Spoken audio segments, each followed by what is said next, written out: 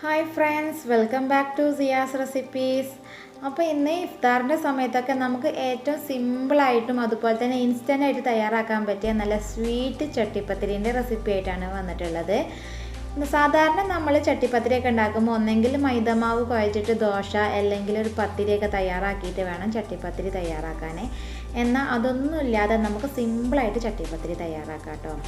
അപ്പോൾ അതിന് വേണ്ടി ഞാൻ 2 പൊറാട്ടയാണ് എടുത്തിട്ടുള്ളത്. അത്യാവശ്യം മീഡിയം സൈസ് വലുപ്പത്തിലുള്ള 2 പൊറാട്ടയാണ് എടുത്തിട്ടുള്ളത്. അപ്പോൾ ഈ പൊറാട്ടകൾ ഇതുപോലെ ചെറിയ പീസസ് ആക്കി എടുക്കണം. അപ്പോൾ ചെറിയ പീസസ് ആക്കുന്നതിൻ്റെ മുമ്പ് തന്നെ നമ്മൾ ഇതുപോലെ സ്ലൈസസ് ആക്കി എടുക്കണം. പൊറാട്ടയ്ക്ക് കുറേ ലെയേഴ്സ് ഉണ്ടല്ലോ. ഈ ഓരോ ലെയേഴ്സിൽ നിന്നും ഇതുപോലെ അങ്ങ് മാറ്റി കൊടുത്തിട്ട് വളരെ നൈസായിട്ടുള്ള ചെറിയ പീസസ് ആക്കിയിട്ട് വേണം വെക്കാൻ. ഒരുപാട് അങ്ങ് ചെറുതാക്കണ്ട, എന്നാൽ വളരെ അങ്ങോട്ട് വലുതാക്കും വേണ്ട. അങ്ങനെ ഒരു മീഡിയം സൈസിൽ വേണം ചെയ്യാൻ. നമ്മളിത് കൈ കൊണ്ട് തന്നെ ഇങ്ങനെ പിച്ചിട്ട് കൊടുത്താൽ മതി. അപ്പം ബാക്കിയുള്ളത് ഇതുപോലെ എല്ലാ പൊറാട്ടൻ്റെ സ്ലൈസസും അതുപോലെ തന്നെ കുഞ്ഞു പീസസ് ആക്കിയിട്ട് മാറ്റി വെക്കാം. അപ്പോൾ ദാ ഇവിടെ കംപ്ലീറ്റ് മാറ്റി വെച്ചിട്ടുണ്ട്. ഇനി നമുക്ക് ഇതെങ്ങനെ സെറ്റ് ചെയ്തെടുക്കണം എന്നുള്ളത് കാണിച്ചു തരാം കേട്ടോ. അതിന് വേണ്ടി ഒരു ബൗളിലേക്ക് 4 എഗ്ഗ് എടുത്തിട്ടുണ്ട്. ഒരു മീഡിയം സൈസ് വലുപ്പത്തിലുള്ള 4 എഗ്ഗാണ് എടുത്തിട്ടുള്ളത്. ഇനി ഇതിലേക്ക് 1 കപ്പ് മിൽക്ക് ആഡ് ചെയ്ത് കൊടുക്കാം. സാധാ പാക്കറ്റ് പാലോ അല്ലെങ്കിൽ പശുപാലോ ഒക്കെ യൂസ് ചെയ്യാം. 1 കപ്പ് മിൽക്ക് ആഡ് ചെയ്ത് കൊടുക്കാം. ഇനി ഇതിലേക്ക് 1 കപ്പ് പൊടിച്ച പഞ്ചസാരയാണ് ആഡ് ചെയ്ത് കൊടുക്കുന്നത്. അപ്പം പൊടിക്കാത്ത പഞ്ചസാര ആണെന്നുണ്ടെങ്കിൽ നമുക്കിതിൽ മിക്സ് ചെയ്ത് കുറച്ചൊന്ന് അലിച്ചെടുക്കാൻ കുറച്ച് പ്രയാസം ഉണ്ടാവും. പൊടിച്ചതാകുമ്പോൾ നമുക്ക് പെട്ടെന്ന് സിമ്പിളായിട്ട് തയ്യാറാക്കിയെടുക്കാൻ കഴിയും. പൊടിക്കാത്ത പഞ്ചസാര ആണെങ്കിൽ ഒരു 1/4 കപ്പ് ചേർത്ത് കൊടുത്താൽ മതി. ഇനി ഇതിലേക്ക് നല്ലൊരു ഫ്ലേവർ കിട്ടാൻ വേണ്ടി ഒരു 1/4 ടീസ്പൂണ് ഏലക്ക പൊടിച്ചതും കൂടി ചേർത്ത് കൊടുക്കുന്നുണ്ട്. ഇനി ഞാൻ ഇതിലേക്ക് 1 ടേബിൾ സ്പൂൺ നെയ്യിൽ കുറച്ച് നട്ട്സ് റോസ്റ്റ് ചെയ്തെടുത്തതാണ്, അത് ഇതിലേക്ക് ചേർത്ത് കൊടുക്കുന്നുണ്ട്. അപ്പം നട്ട്സൊക്കെ നമ്മുടെ ക്വാണ്ടിറ്റിക്ക് അനുസരിച്ച് എടുക്കാം കേട്ടോ. അത്യാവശ്യം 1 ടേബിൾ സ്പൂണ് കാഷ്യൂ, അതുപോലെ തന്നെ 1 table spoon almond, 1 table spoon കിസ്മിസ്, ഇതെല്ലാം കൂടി ചേർത്തിട്ട് നന്നായിട്ടൊന്ന് റോസ്റ്റ് ചെയ്തെടുത്തതാണ്.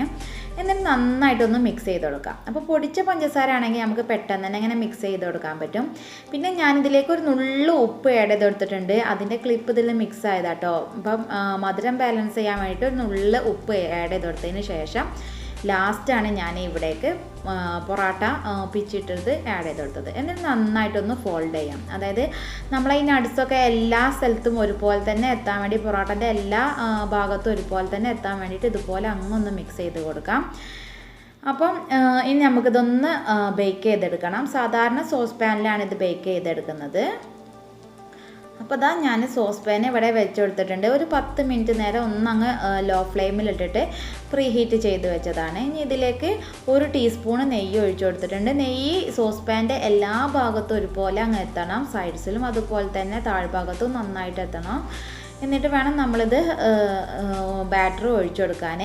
പിന്നെ ഞാൻ ഇതിൻ്റെ താഴ്ഭാഗത്തായിട്ട് ഒരു തട്ട് വെച്ച് കൊടുത്തിട്ടുണ്ട്. ദോശക്കല്ലോ അങ്ങനെ എന്തെങ്കിലുമൊക്കെ ഒന്ന് വെച്ച് കൊടുക്കാം. ലോ ഫ്ലെയിമിലിട്ടിട്ട് നമുക്കിത് കുക്ക് ചെയ്തെടുക്കാം.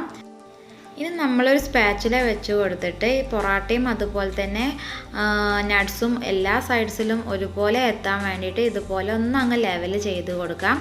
എന്നിട്ട് ലോ ഫ്ലെയിമിൽ 30 മിനിറ്റ് ഒന്ന് അങ്ങ് ബേക്ക് ചെയ്തെടുക്കാം. ഇനി നമ്മുടെ കയ്യിൽ കസ്കസൊക്കെ ഉണ്ടെന്നുണ്ടെങ്കിൽ ഒരു 20 മിനിറ്റിന് ശേഷം ഒന്ന് തുറന്നിട്ട് മുകളിൽ ഒന്ന് സ്പ്രെഡ് ചെയ്ത് കൊടുത്താൽ മതി. അപ്പോൾ കാണാൻ നല്ല ഭംഗിയുണ്ടായിരിക്കും കേട്ടോ. അപ്പോൾ ഇതാ 30 മിനിറ്റിന് ശേഷം തുറന്ന് നോക്കിയപ്പോൾ നന്നായിട്ട് കുക്കായിട്ടുണ്ട്. ഇനി കുക്കായണമെന്നോ അറിയണമെന്നുണ്ടെങ്കിൽ ഇതുപോലെ ഒരു പപ്പടക്കോല് വെച്ചൊന്ന് കുത്തി നോക്കുക. അപ്പോൾ ഒട്ടി പിടിച്ചിട്ടില്ല എന്നുണ്ടെങ്കിൽ നന്നായിട്ട് കുക്കായിട്ടുണ്ട്. മാത്രമല്ല സൈഡ്സുകളൊക്കെ നന്നായിട്ട് വിട്ട് നിൽക്കുന്നുണ്ട്. ഇതിൻ്റെ സൈഡ്സിലൊക്കെ നമ്മൾ അത്യാവശ്യം നെയ്യ് സ്പ്രെഡ് ചെയ്തുകൊണ്ട് തന്നെ നമുക്കിത് സോസ് പാനിൽ നിന്ന് പെട്ടെന്ന് തന്നെ കിട്ടും. അപ്പോൾ കേക്കിൻ്റെ മുകൾ ഭാഗം ഒന്ന് അങ്ങ് ചൂടാക്കി എടുക്കണം. അതിന് വേണ്ടി ഞാൻ പാനിൽ കുറച്ചൊന്ന് നെയ്യ് സ്പ്രെഡ് ചെയ്ത് കൊടുത്തിട്ടുണ്ട്. എന്നിട്ട് ഒന്ന് അങ്ങ് മറിച്ചിട്ട് കൊടുക്കുകയാണ്. അപ്പം ഞാൻ നേരത്തെ പറഞ്ഞതുപോലെ കസ്കസൊക്കെ ഉണ്ടെന്നുണ്ടെങ്കിൽ മുകളിൽ അങ്ങ് സ്പ്രെഡ് ചെയ്ത് കൊടുത്തിട്ടുണ്ടെങ്കിൽ കാണാൻ നല്ല ഭംഗിയുണ്ടായിരിക്കും. ഒരു 2-3 മിനിറ്റ് പാനിൽ ഇങ്ങനെ വെച്ചതിന് ശേഷം എടുത്ത് നോക്കുക. അപ്പോൾ ദാ നന്നായിട്ട് ഇവിടെ മുകൾ ഭാഗം നന്നായിട്ട് കുക്കായി വന്നിട്ടുണ്ട്. അപ്പം നമ്മളുടെ ടേസ്റ്റി സ്വീറ്റ് ചട്ടിപ്പത്തിരി ഇവിടെ തയ്യാറായിട്ടുണ്ട്. അപ്പം ഇഫ്താറിൻ്റെ സമയത്തൊക്കെ നല്ല ടേസ്റ്റി ആയിട്ട് സിമ്പിളായിട്ട് നമുക്ക് തയ്യാറാക്കി എടുക്കാൻ പറ്റും. നോമ്പിൻ്റെ ഒക്കെ അവസാനത്തെ ഘട്ടത്തിലാണ് ഇപ്പോൾ നമ്മൾ നിൽക്കുന്നത്. അപ്പം ഈ സമയത്ത് ഭക്ഷണമൊക്കെ ഉണ്ടാക്കിയിട്ടും പൊരിക്കറികളൊക്കെ ഉണ്ടാക്കി എല്ലാവരും ടയേർഡായ സമയത്ത് നമുക്ക് സിമ്പിളായിട്ട് തയ്യാറാക്കാൻ പറ്റിയ ഒരു ഈസി സ്നാക്സ് റെസിപ്പിയാണിത്. അപ്പോൾ എല്ലാവരും ഇത് ട്രൈ ചെയ്ത് നോക്കിയിട്ട് ഫീഡ്ബാക്ക് അറിയിക്കാം. പിന്നെ ചാനൽ ആദ്യമായിട്ടാണ് കാണുന്നുണ്ടെങ്കിൽ പ്ലീസ് സബ്സ്ക്രൈബ് ചെയ്യുക. Thanks for watching.